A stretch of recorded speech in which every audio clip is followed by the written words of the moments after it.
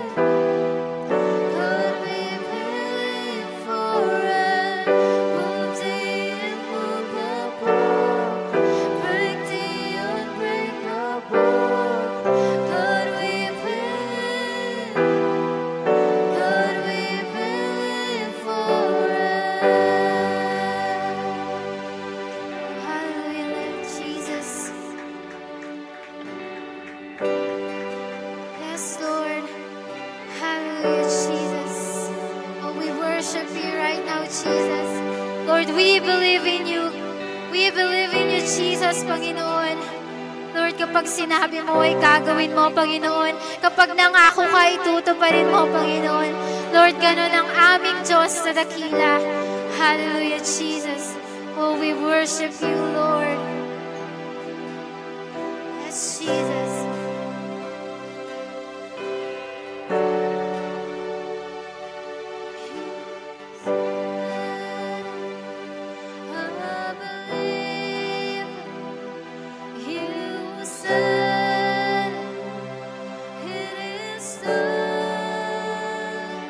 You said it. I believe it. You said it. It is done. You said it. I believe it. You said it. It is done. You said it. I believe it. You said it. It is done. You said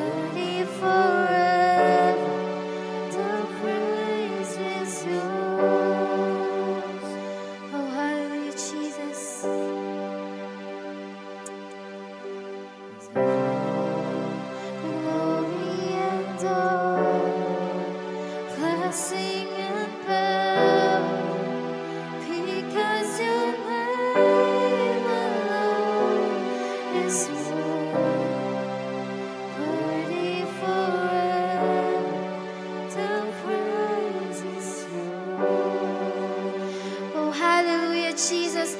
The praise is yours. Hallelujah. Oh, we praise your name. We honor your name, Jesus, because you deserve it all.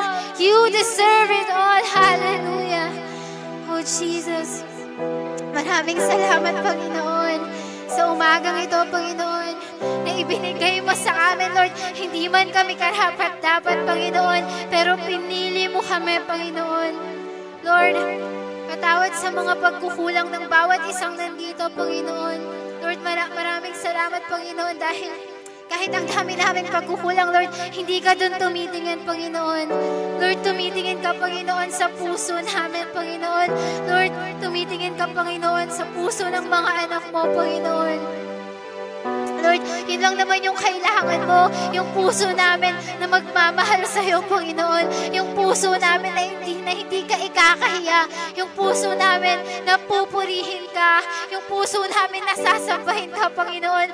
Lord, hindi ka titingin sa kahit ano paman, sa kahit gaanong kalaking kasalanan, Panginoon. Lord, hindi ka tumitingin doon, Panginoon. Lord, dahil kaya mo yung alisin, kaya mo yung linisan, Panginoon. Lord, kaya mo kaming paputiin na parang niebe ulit, Panginoon. Lord, maraming salamat, Panginoon. Lord, ikaw ang aming Diyos, Panginoon. Ang aming buhay, Panginoon. Lord, hayaan mo kami na ibalik sa iyo, Panginoon, yung papuri na nararapat sa iyo, yung pagmamahal na araw-araw mong ibinibigay, Panginoon, kahit hindi naman namin deserve, Panginoon. Yung pagmamahal na araw-araw naming natatanggap, Panginoon. Yung pagmamahal, Panginoon, na walang sawa mong ibinibigay. Yung pagmamahal na walang kapantay. Yung pagmamahal na walang katumbas. Yung pagmamahal na hindi kayang ibigay ng iba, Panginoon. Lord, wala na kaming hahanapin pa, Panginoon. Lord, wala na kaming hahanapin pa kung hindi ikaw lang, Panginoon. Kung hindi ang puso mo lang, Panginoon. Ang buhay mo lang, Panginoon. Ang aming itataas, Panginoon. Lord, hayaan mo kami, Panginoon, na ibigay sa iyo ang pinakamataas naming papuri, ang pinakamataas naming parangal, Panginoon, na nagkagaling lamang sa iyo, Panginoon. Hallelujah, Lord. We thank you, Panginoon. We thank you, Panginoon, sa umagang ito, Panginoon. Lord, naniniwala kami, Panginoon, na may gagawin ka ngayong umagang ito, Panginoon. Lord, naniniwala kami, Panginoon, na ilalabas mo ang kapangyarihan mo, Panginoon, at yayakapin mo ang bawat isang nandito, Panginoon. Lord, kailangan ka namin, Panginoon. We want more of you. We want more of you, Jesus. Hallelujah. Lord, hindi namin kailangan ng ibang bagay, Panginoon. Ikaw lang ay sapat na, Panginoon, ngayong umaga. Hallelujah. Oh, hallelujah, Lord. Oh, we worship you. We honor your name. Hallelujah. Oh, sikara baba sandara baba. Oh, lala baba sandara. Hallelujah. Oh, Jesus. Oh, Jesus. Hallelujah. Sa'yo lahat ng kapurihan. In Jesus' name we pray. In Jesus' name we pray. Oh, in Jesus' name we have pray. Ang lahat ng anak ng Panginoon ay magsabi ng malakas na Amen!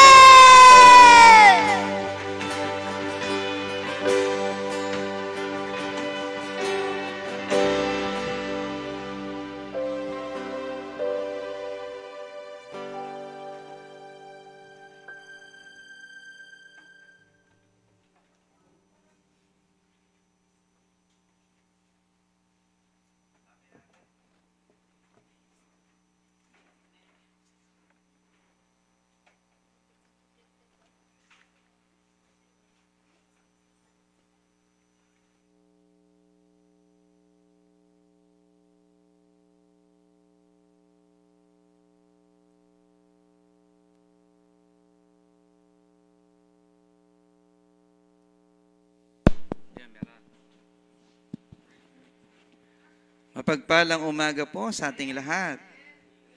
So, palakpakan natin naman ang Diyos na buhay. Ang hina. Hallelujah! Isang malakas sa sigaw na Hallelujah! Hallelujah! Yan. Siyempre sa umagang ito, kaya tayo nandito, nais nating magpasalamat sa Panginoon. Amen? So,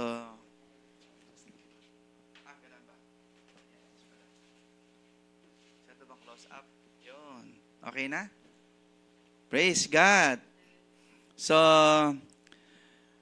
siyempre tatalakay natin the Lord grows. Ano nga ba? Bakit ba kailangan lumago tayo sa Panginoon? Ano ba yung importante na sa paglago? Kung tayo about isa ay in literal way, maraming gusto lumago sa pagyaman. No? Gusto maging magandang buhay, nagsisikap, nagpupuyat para maging maganda ang kinabukasan. No? Yun po yung sa ating pamumuhay dito sa ibabaw ng mundo. Kailangan natin yan. Yung paghahanap buhay. Pero sa Lord, anong hanap buhay ang dapat nating gawin?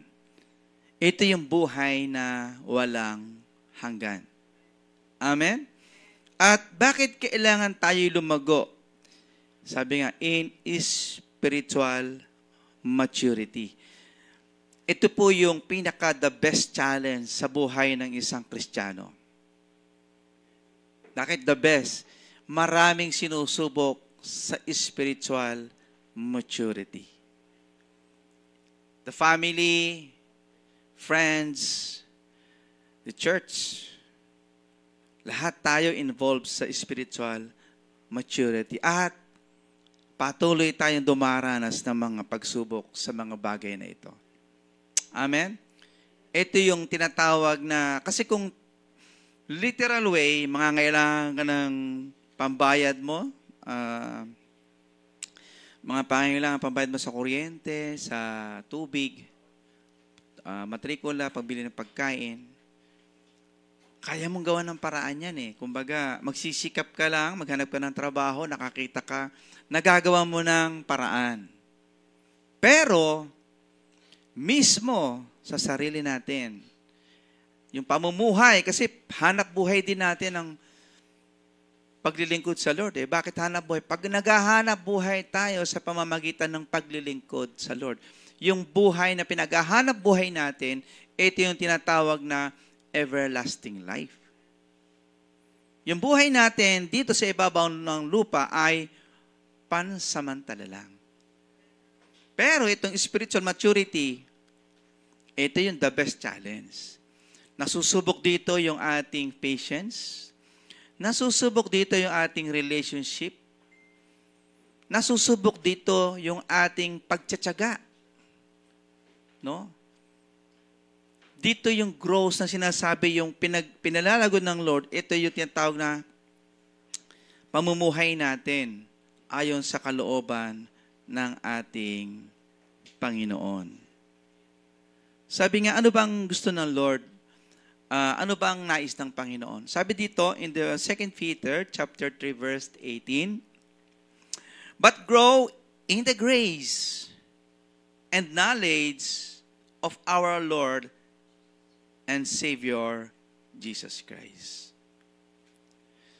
Dapat daw tayo ay lumago at maging malago sa biyaya. Ano pa? At knowledge, sa kaalaman, sa karunungan ng ating tagapagligtas na si Jesus. Mga kapatid, kahit napakatagal na natin sa ministry, kahit sabihin mong mag-11 years na tayo magkakasama, but still, ito pa rin ang nagiging pagsubok sa atin. Dito sinusubok ang tinatawag na ating pananampalataya. Bakit po? Kasi nangyayari ito sa church natin. Ang sabi dito, for when one says, I am of Paul, and another, I am of Apollos. Anong sabi dito? Are you not carnal? Nangyayari ito, marami, hindi lang sa church, sa family, yung kapi-kampi. sa mga kaibigan, sa trabaho, nangyayari kampi-kampi. Saan pa? Maraming bagay. Dito sinusubok yung pagkakampi-kampi. So, papaano natin ito malalagpasan? No, meron po akong ginawa dito pero hindi ko na nilagay sa PowerPoint. As believers, no? Sabi nga dito, kapag ikaw ay born again Christian, tandaan to, makinig tayo mga kapatid. Kapag tayo ay binaptize na, hindi ba ang isang bata na isinilang, tayo yon nung tayo na binyagan, tayo tinatawag na baby. Amen. We are a baby na patuloy na dapat ay lumalago. Pero ang baby na hindi nag-grow after it is born, something is wrong. Kapag ikaw ay born-again Christian at hindi ka lumalago, something is wrong. All birth result in growth. Lahat daw ng isinilang ay lumalaki. Lahat ng itinatanim ay umuusbong. We grow at different rates and in different ways. Kanya-kanyang paglago. Hindi ko alam yung pinagdadaanan mo, hindi ko alam kung paano ka lumalago. Kanya-kanya tayo. But grow is evidence of life. Kapag ikaw ay lumalago, ito ay isang ebidensya na mayroon kang buhay. Amen? Pero kapag ikaw hindi lumalago, patay. Patay. Bakit? Walang nangyayari. Walang change. Kahit na nabautismohan ka na, na born again ka na, but you are still there na hindi ka nag-grow, patay. Sabi nga dito, when Jesus told Nicodemus that he must be born again in order to see the kingdom of God, ito may makikita sa John 3:3, he was using a metaphor that we all know, understand. Dapat nauunawaan ito ni, sino ba si Nicodemus? Sino? Si Nicodemus, isa itong matalino na teacher. Sino si Nicodemus, Pastor Aris? Matalinong teacher yan. Pero hindi niya alam yung sinasabi ng ating Panginoong Jesucristo. Nasabi niya dito, sabi niya, kailangan para ka maligtas ay magkaroon ka ng pagbabago sa puso mo. You must be born again to enter the kingdom of God. Nag-isip siya, ano sabi niya? Paano mangyayari yun? Kailangan bang pumasok muli ako sa sinapupunan ng aking ina? O, kita niyo yung mindset. Hindi niya naunawaan. Ano yung metaphor? Ang mga bata, babies don't train to grow every day. They grow because they are alive. Ang isang bata, lumalaki kasi buhay sila. Si Sheldon, nung dumating dito, maliit pa lang. Pero ngayon, mas matangkad na sa akin. So, ibig sabihin, buhay itong batang ito. Sabi dito, they grow because they are alive. When we are born again of the Spirit, the Holy Spirit of God moves into our hearts. Napakahirap, no? Mabuhay kapag wala yung Spirit ng Panginoon. Yes, indeed, all of us here in this room at ganun din sa mga nanonood ngayon, lahat ay nagkasala. Lahat ay nagkakamali. Every day in our lives, hindi tayo nagiging perfect. Sa attitude natin, minsan, kapag nasaling ka, nagagalit ka. Kapag sa traffic, kapag ka-inovertakean ka, galit ka. Galit si Romel. Pag hindi pinagbigyan. Nasusubok ang ating pagiging Kristiyano. Ako din po, ganun. Kapag kinakat ka, kasi nagagalit ako kapag kinakat ako, baka madamay ako sa problema na hindi ko naman dapat problemahin. Amen? Siyempre, kinat ka, nabangga mo siya, anong mangyayari? Ipaduduktor mo yun. Eh kung wala ka naman sa bulsa mo, so, ayaw mo ng problema, pero without the knowledge of God, nagiging, madaling magalit. The Holy Spirit of God moves into our hearts and begins to change us from the inside and out. Kapag tayo ay mayroong growth sa ating spiritual, meron ka ng patience, hindi ka na natutulog pag nagpipreach si pastor. Yan, gigising ka. Siyempre, interesado ka eh. Di ba? Bakit? Kasi pinag-uusapan dito, hindi yung buhay dito sa mundong ito. Pangalawa lang yan. Pero ang number one, yung buhay doon sa taas. Kapag tayo bumalik sa Panginoon, dapat alam natin, meron tayong sasabihin kay Lord, Lord, hinanap kita. Nasumpungan din kita dahil sa iyong mga salita. Yung tinatawag na spiritual life natin, napaka-importante. Kung mapapansin niyo mga kapatid, yung taong hindi nag-church, hindi nagsiserve sa Lord, magulo ang buhay. Walang direksyon. Yung nga nagsiserve, naliligaw pa. What more kung hindi ka nagsiserve sa Lord? Mas mahirap yun. Mas nakakatakot yun. Kasi hanggang ngayon, sabi nga, hindi pa kinukuha tayo ni Lord. Bakit? Kasi hinihintay pa niya na tayo ay magkaroon at magsipag at magkaroon ng pagkakataong magsisi. No? Another key of growing as a new believer is recognizing the importance of God. Alam niyo po ba, mga kapatid, lahat tayo dito, hindi pa tayo matured. We are all new babies from God. Kasi kung matured ka na, hindi ka na marunong magalit, hindi ka na nagmumura. Mapagpasensya ka na, maunawain ka na. Ano pa? Hindi ka na tinatamad na maglingkod sa Lord. Na si Lord, hindi mo siya pinaghihintay kapag oras ng pagsamba. I-compare natin ang iba nating ginagawa sa ibang sekta. No? Makikita natin, minsan may difference. Nag-challenge tayo.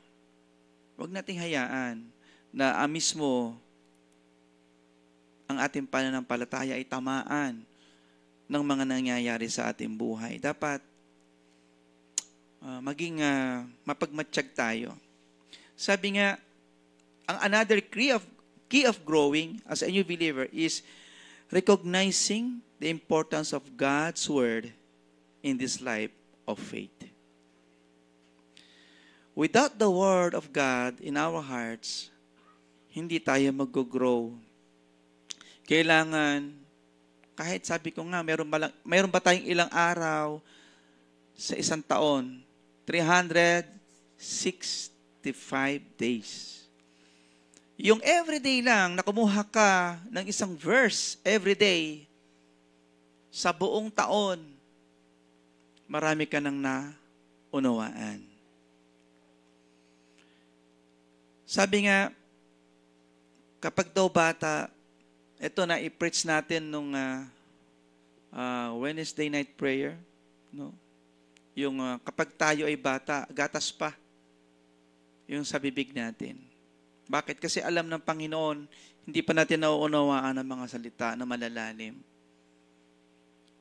But sa ating paglilingkod sa Lord at pakikinig ng kanyang mga salita, unti-unti, ay, ito pala, nauunawaan mo, ito pala ibig sabihin. Bakit ako kailangan mag-grow?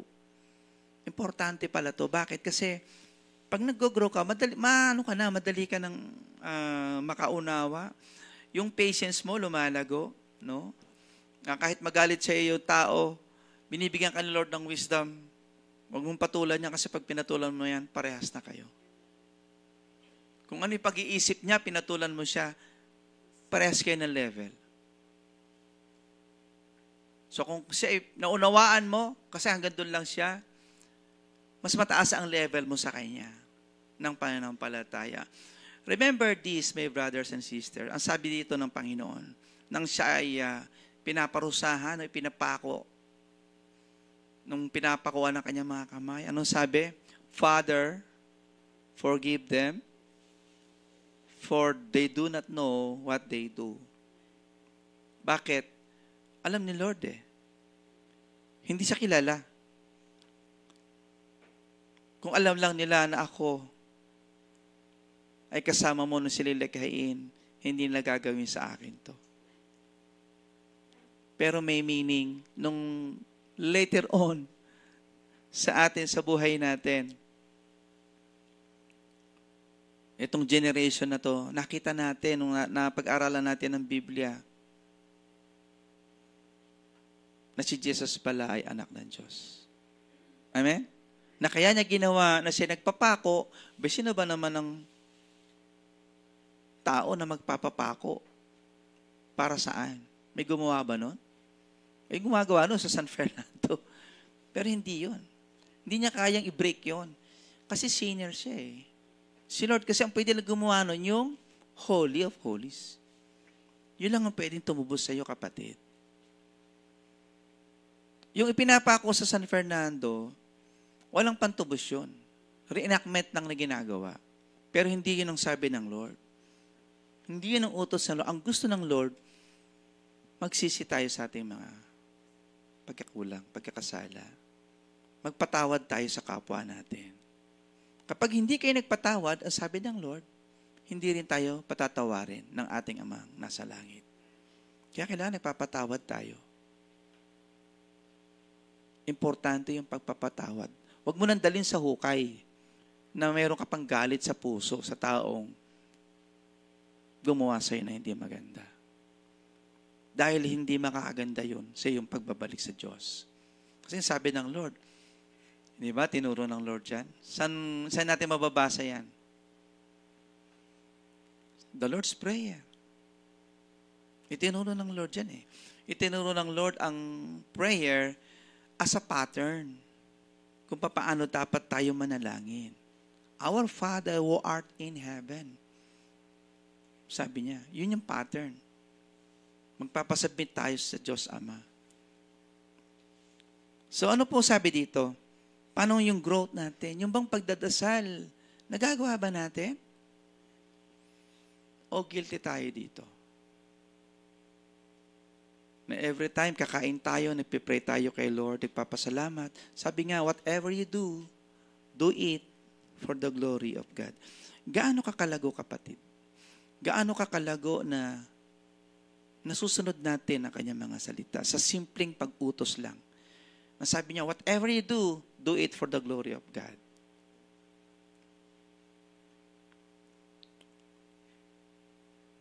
Kung tayo mga bata pa, gatas talaga.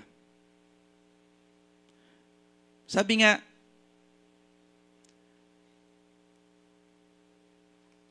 sa mga katulad natin na believer, tayo ay nakikipaglaban. No? Sa mga believer na ngayon pa lang nakarinig ng salita ng Lord,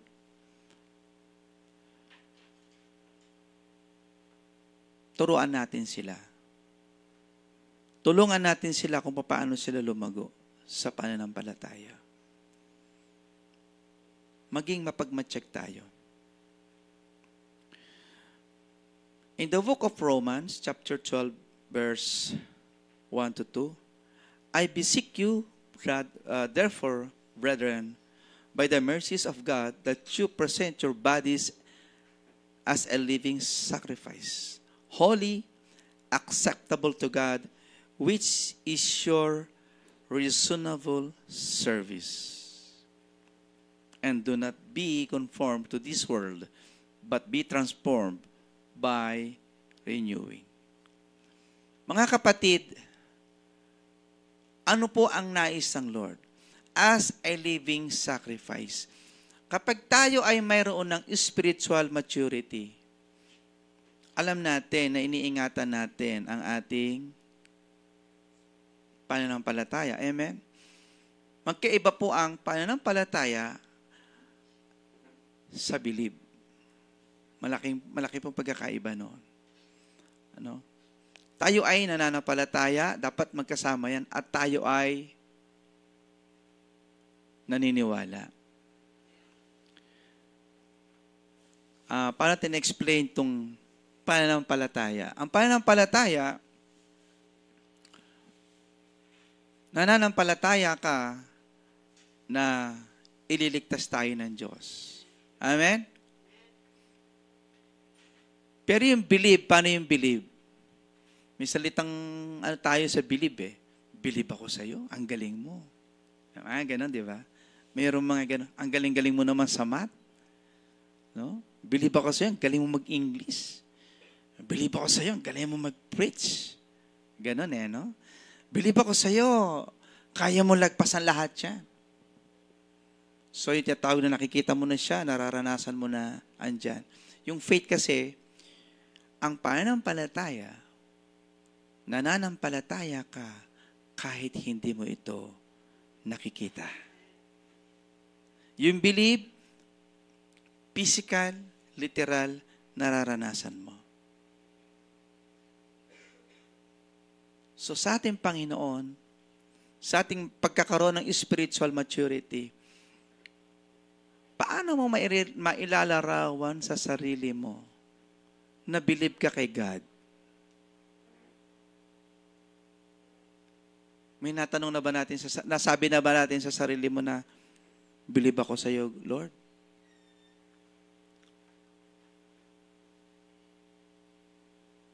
Iba kasi pananampalataya sa believe eh. Believe ako sa iyo, Lord, kasi kahit hindi ako karapat-dapat, minahal mo pa rin ako. Believe ako sa iyo, Lord, kasi kahit hindi kita minahal, una mo ako minahal. Believe ako sa iyo, Lord, inalay mo yung buhay mo para sa akin. Believe ako sa iyo, Lord, kasi hindi mo ako pinababayaan magutom. Amen? Walang nakagawa niyan, mga kapatid. Kaya ang gusto ng Lord, mag-grow tayo sa spiritual. Kasi once you have a spiritual maturity, kaya mong labanan yung mundong ito. Yan yung magiging armor mo. Yung prayer na pinagpe-pray mo lagi yung buhay mo, nagkakaroon ka ng maturity. Ay, mga intercessory natin dito, makita natin kung paano mag-pray. No? Halos nagkakandayak sila, nauubos na yung luha, nagpe-pray. Kasi nararanasan nila, by prayer, nararanasan natin yung buhay Kristiyano. Yung Spirit ni Lord, nararamdaman mo, nag-goosebump ka. Pag nagpe-pray ka, sino po nakaranas nun? Na kapag nagpe-pray, parang tumatay yung mga balahibo mo. Parang iba yung pakiramdam mo, parang nasa langit ka. Ang nagiging problema natin is behavior, yung ungodly, no? Pero sabi nga dito,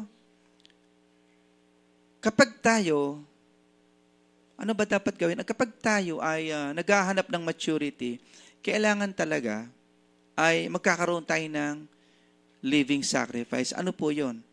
Yung binasa natin kayo na sa Romans 12:1 and 2, I beseech you, therefore, brethren, by the mercies of God, that you present your bodies a living sacrifice. Amen? Holy, acceptable to God, which is your reasonable service. So, kailangan pala, mismo yung katawan natin, yan ang ihain natin para sa Panginoon.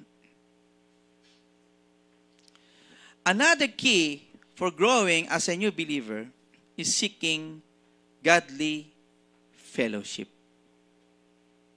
Amen? Para daw tayo lumago, kailangan may fellowship. Amen? Katulad po ng ginagawa natin ngayon. Kailangan may pagtitipon. Napakahalaga ng pagtitipon. Bakit? Kasi dito lumalago ang bawat isa. Amen? Hindi ka naman lalago sa bahay lang. Kailangan mayroong pagtitipon. The importance of Christian fellowship cannot be overstated. But the fellowship involves more than simple church attendance as spectators. Believers are the church. Tayo daw ay church. Amen. Sino mananampalataya dito? In the book of Ephesians chapter 1 verse 23, sabi dito, which is His body, the fullness of Him who fills all in all. Yun daw, church, yung believers as a church, yan ay isang, Ephesians chapter 1 verse 23 and Colossians chapter 1 verse 18. And He is the head of the body, the church, who is the beginning, the firstborn from the dead, that in all things He may have the preeminence. Ang ating Lord pa rin, siyempre, ang ulo ng church na ito. Hindi si pastor. Baka mamaya, iba na yung wino-worship natin. Huwag tayong mabubulag. Dapat lagi, kapag nasa church, kahit gano'n kapogi si Pastor Aris, huwag yan ang i-idol natin. Ay, si Pastor Aris na naman, ang galing. Huwag po Hindi ko ina-allow na tayo bumilib sa mga pastor na magagaling mag-preach. Si Lord lang ang magaling dito. Amen. Mali po yun. Huwag nating i-idol. Kumbaga, makinig tayo sa mga pastor, sa mga preaching, sa mga leaders ninyo. But never idol. Ay, ina-idol ko kasi ganun siya. Huwag po. Idolatry is against the God's law. Kailangan si Lord lang ang magaling. Amen. Si Lord lang ang sinasamba natin sa church na ito. Amen. Kaya tayo nandito para makinig. Kami po mga pastor ay messenger ni Lord para sa inyo. Nais namin na may share namin kung ano yung revelation. Amen? Sabi nga dito in the book of Proverbs, chapter 27, verse 17. Sige, flash natin. Proverbs 27, verse 17. Yan, may mga Bible ba tayo, mga kapatid? As iron sharpens iron. Tama ba yung bigkas ko doon, mga call center? Iron. Hindi si Iron Man. So one person sharpens another. Tayo mismo. Tayo mismo magpapalakasan. Tayo mismo, hindi tayo maglalaglagan. Amen. Bakal ang nagpapatalim. Ayan, Tagalog na yan. Sa kapwa bakal. Sino ba bakal dito? At isip ang nagpapatala sa kapwa-isipan. Tayo mismo kailangan. Tulungan tayo. Amen. Ang church nagtutulungan. Amen. Ang church ba na ito nagtutulungan? Amen. Pag may sakit, nagbibigay ng konting kayang ibigay. No? Kapag may nangangailangan ng counseling, adjust sa mga pastor, magsabi po sila. Ayan. So, Practicing obedience also helps new believers from grow and creates healthy behavior patterns. Sabi ko nga kanina, lahat tayo. Hindi pa tayo mga tinatawag na matured sa spiritual na pamumuhay. Kaya kailangan patuloy tayo nag-aaral. New believers pa rin tayo kasi nagkakamali pa rin tayo, may kahinaan pa rin. Yung mga talagang matured na, kahit anong bumangga sa kanila, si Lord pa rin yung pinupuri nila. Amen? Si Lord pa rin yung tinitingnan nila. Hindi yung mga leaders na nagkukulang yung leader ko ganito, hindi naman ako kinamayan kanina. Yung pastor namin, di man ako nilagpasal lang ako. So, nagtatampo agad. So, hindi po ganon. Baka si pastor marami lang iniisip. Baka may trabaho, may ano pa. No, lapitan mo, pastor, di mo ako nakamayan kanina. Kamayan po natin. Amen? Merong maraming ganon. Na hindi lang sila napansin, hindi lang napagbigyan, nagtatampo na sila. No? Ano pa? Sabi, kailangan pinapractice natin yung obedience. Obedience help new believers grow and create healthy behavior patterns. Kailangan meron tayong pagsunod. Kasi gustong-gusto ng Lord dyan. Obedience is better than sacrifice. Sumusunod ka sa Lord eh. Amen. Ano pa? Mababasa po yan sa 1 Peter chapter 1 verse 14. As obedient children, not conforming yourselves to the former lust, as in your ignorance. We obey our flesh, learning to crucify that flesh and live according to the Spirit is a crucial part of living as a Christian. Kapag tayo po, no, ay hindi nag-ingat, talaga naman. Ano sabi sa Ephesians chapter 5 verse 16? Redeeming the time because the days are evil. Araw-araw po may kalaban tayo. Kaya kailangan everyday nag-grow tayo sa Lord. Nag-grow, bakit? Yun ang gusto ng Lord, makasama niya na tayo sa kanyang kaharian. The Bible calls this walking by the Spirit. Growing believers continually surrender more and more areas of their lives to the obedience of Christ and let go their right to control things. Ulitin ko po.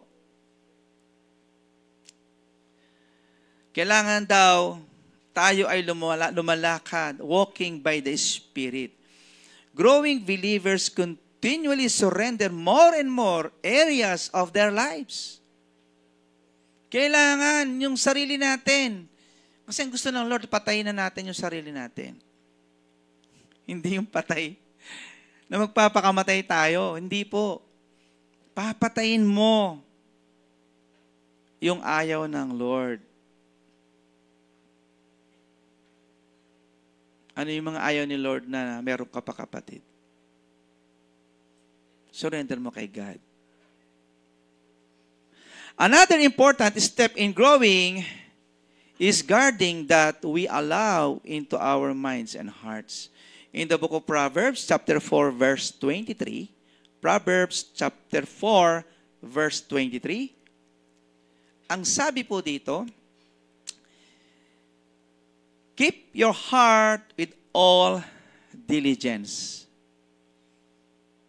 Above all else, guard your heart, for everything you do flows from it. For out of it spring the issues of life. Bantayan daw natin ang ating puso. Bakit po? Bakit po pinababantayan ni Lord yung puso natin?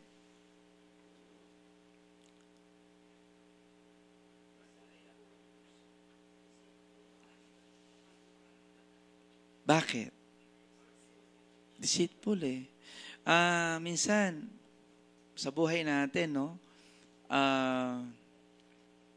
Yung sukli lang. Pag hindi, di ba, sumobre sukli, hindi na ibabalik. No? Ano pa? Marami na pag kayong pinagkatiwalaan ka, pagka okay na kayo, kilala ka na, ano nangyayari? Sinasamantala mo na. Deceitful, mapandaya. No, hindi naman talaga sa'yo yun. Hindi mo binalik. Hindi naman talaga nakaukol para sa'yo. Ano pa? Maraming klaseng pandaraya. Para maging bida ka lang. Para masabi lang na okay ka. Ano pa? Ano? Nandadaya tayo ng kapwa.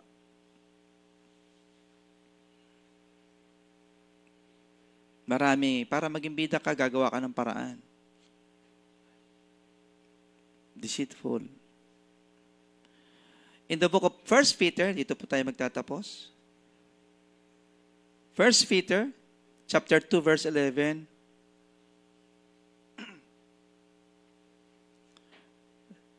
Dearly beloved, I beseech you as strangers and pilgrims, abstain from fleshly lust, which war against the soul, your soul. Kaya kailangan po tayo ay hindi dapat maging foreigner. No? Growing as believer in Christ is lifelong process. Amen? Uulitin ko. Growing as believer in Christ is a lifelong process. Ano po ibig sabihin sa Tagalog? Mahabang labanan to, mga kapatid. Habang nabubuhay ka bilang isang Kristiyano, kailangan maging matatag po tayo. Sabi nga,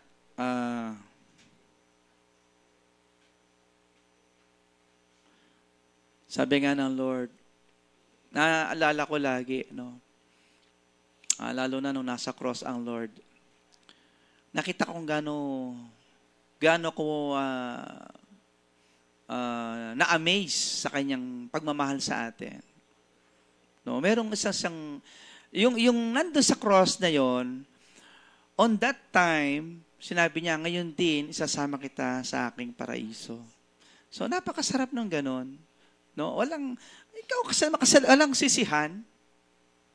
'Di ba? Ikaw nga lagi ka late eh. Lagi ka late sa ano, walang ganon. Wala kang lagi ka late na attend sa church. Ikaw nga, hindi nakinig na salita ko noon. Hindi niya sinabi na ganon. Sabi ng lalaki na nandun kasama niya. At saka, ang sabi sa kanya, ang tawag sa kanila, sila ay mga,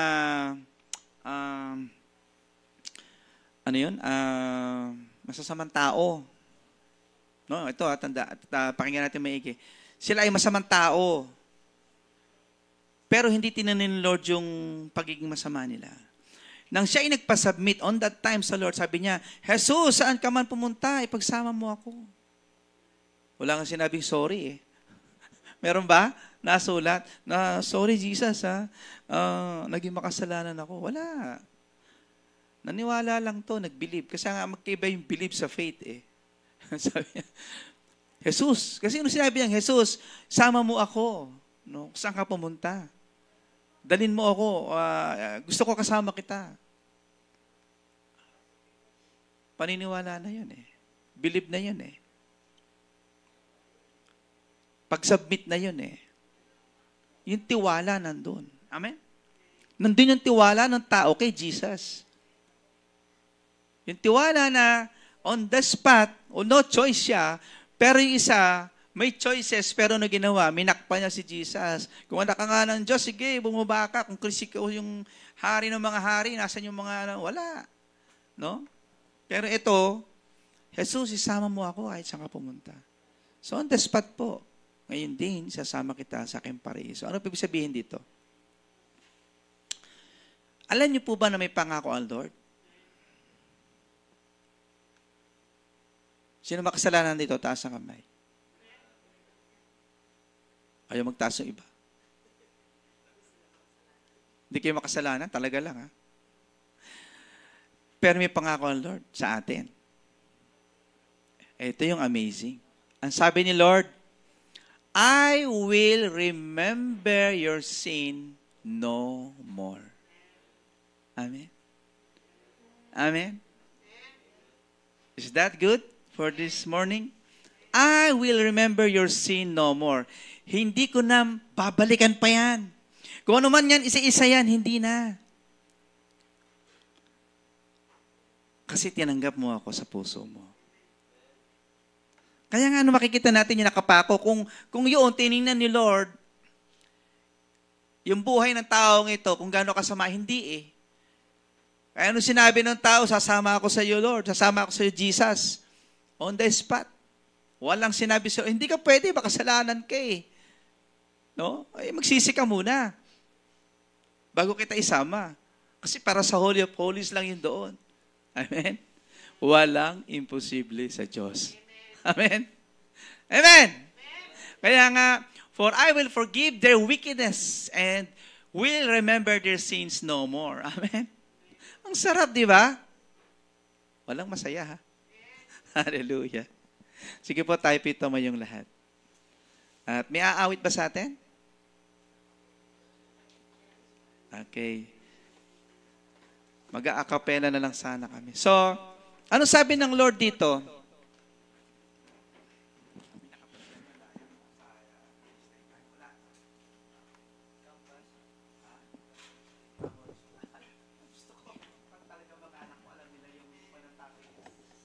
Hallelujah. Mga kapatid, ang gusto ng Panginoon yung maging matured ka. Sabi mo sa katabi mo, maging matured tayo. Pag matured ka, anuman ang marinig mo, anuman ang makasagupa mo, anuman ang dumaan sa buhay mo, pupurihin at pasasalamatan mo ang Diyos sa buhay. Amen! Amen! Bakit yan ang gusto ni Jesus sa bawat isa sa atin? Ay living sacrifice. Kaya kung ngayong umagang ito muli ay i-renew natin at babalikan natin kung paano tayo binaptize, tanggapin natin ang tinanggap natin ng Panginoon nang tayo ay hinugasan ng Panginoon natin mga kasalanan. Muli sa umagang ito ay nanamnamin natin kung papaano ang Holy Spirit sa buhay natin ay kumikilos, nag-aalaga, nagbabantay, nagpo-protect, nagmamahal sa atin. Come, Holy Spirit. Come, Holy Spirit, fall on me now. Yes, Lord. I need your anointing, coming your power. I love you, Holy Spirit. I love you, Holy Spirit. You're captivating my soul. And every day I grow to love you more. Come, Holy Spirit. Come, Holy Spirit, fall on me now. Yes, Lord. I need your anointing, coming your power. I love you, Holy Spirit. You're captivating my soul. And every day I grow to love you more. I'm reaching for your heart. I'm reaching for your heart. You hold my life in your hands, drawing me closer to you. I feel your power in you. Nothing compares to this place where I can see you face to face. Yes, Jesus. I worship you in spirit and in truth. Holy Spirit, fall on me now. Heavenly Father, I need your anointing. let your Holy Spirit be upon us today, this morning, O God. I love you, Holy Spirit. Touch your You're children. captivating my soul. In every Hipuin mo, day, Panginoon, I grow to love ang iyong you mga anak. more. I'm reaching for your heart. You Yes, Lord. hold my life in your hand, drawing me closer to We need you, Lord, in this life. Feel your power in you. We need you, Holy Spirit. Compares to this place where We I want can you in see this you life. face to face. Cover us, O Lord, I worship you with your presence, spirit in truth. with your love, Reaching for with your protection. your heart. You hold my life in your hand, drawing me closer to you. I feel your power in you. Nothing compares to this place where I can see you face to face. I worship you in spirit and I'm reaching for your heart. I'm reaching for your heart. You hold my life in your hand, drawing me closer to you. O dakilang Diyos, Feel your power in you. Nothing compares Nilalapit to this namin, place Panginoon, ang aming where buhay. I can see you face to ang aming mga kapatid, lalong-lalo, Panginoon, ang aming mga kapatid na nasa banig ng karamdaman. Hala, Sister Elma, Panginoon, na patuloy mo siyang hipuin na yung mapaghimalang pag-ibig. Stretch your healing arm in Jesus' name. At yun din, Panginoon, sa mga kapatid namin na nagdadanas, Lord, na mahigpit na pagsubok sa kanilang buhay. Patuloy mo sila, Panginoon, palakasin at tulungan sa kanilang mga pinagdadaanan. Walang imposible sa iyo, Diyos. Come, Holy Spirit, fall on me now. I need your anointing, coming your power. Love you, Holy Spirit. You're captivating my soul. In every day, I grow to love you more. I'm reaching for your heart. You hold my life in your hands, drawing me closer to you. I feel your power in you. Nothing compares to this place where I can see you face to face. I worship you in spirit and Come on, church! truth. Let's worship the Lord! I'm reaching for your heart. You hold my life in your hands, drawing me closer to you. I feel your power in you. Nothing compares to this place where I can see you face to face. Oh yes, Jesus! I worship you. Holy and holy! in truth. Let your love be upon us, O God! For your heart. Let your healing, O Lord, be upon in this place.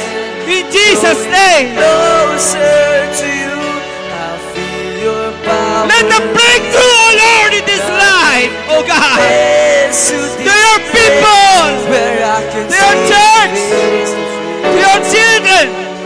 In Jesus' name. I worship you. Oh Jesus, maranasan ka ng iyong mga anak.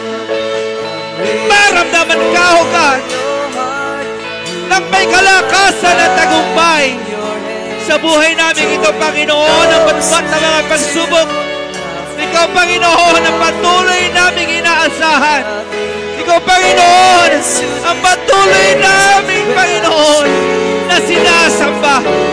Oh God, sa kabila, Panginoon, ng mga kahinaan ng bawat isa, Ikaw, Panginoon, ang patuloy at patuloy na hinihingan namin ang kalakasan. O dakilang Diyos, huwag mo hayaan, Panginoon, na maagaw kami ng kaaway sa iyong mga kamay. You have promised us, O God, na walang makakaagaw sa iyo, sa amin, sa iyong mga kamay, Panginoon. Lord, kami man ay sinusubukan ng mga tadhana. Ikaw ang patuloy naming sasambahin. Ikaw ang patuloy naming paniniwalaan.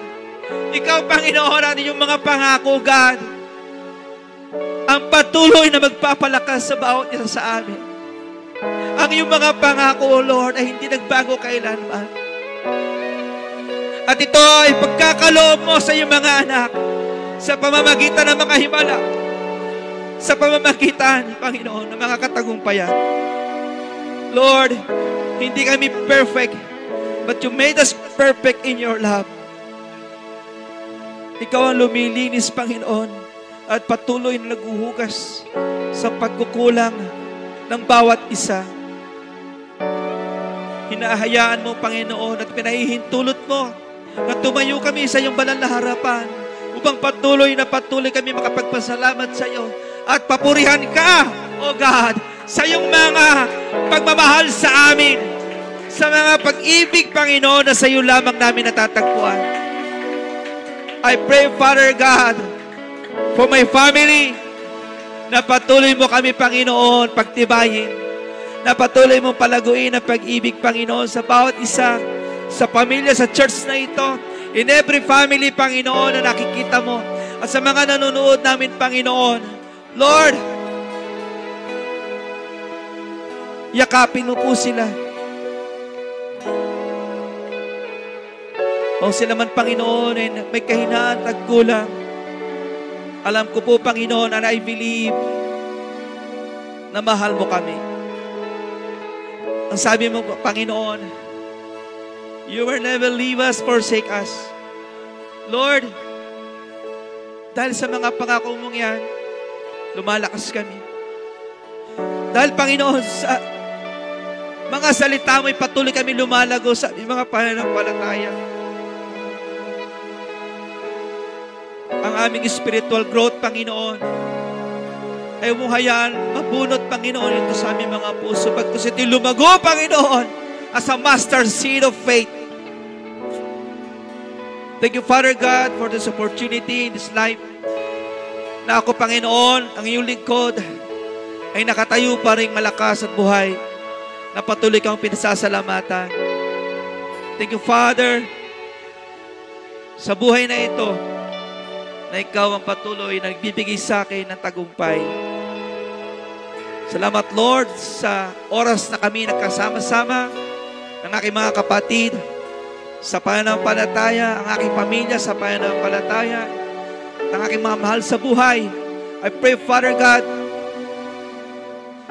na hindi lamang sa taon na ito ang tagumpay, kundi patuloy at patuloy mong ibubuhos, Panginoon, ang katagumpayan sa iyong mga anak sa pangalan ni Jesus.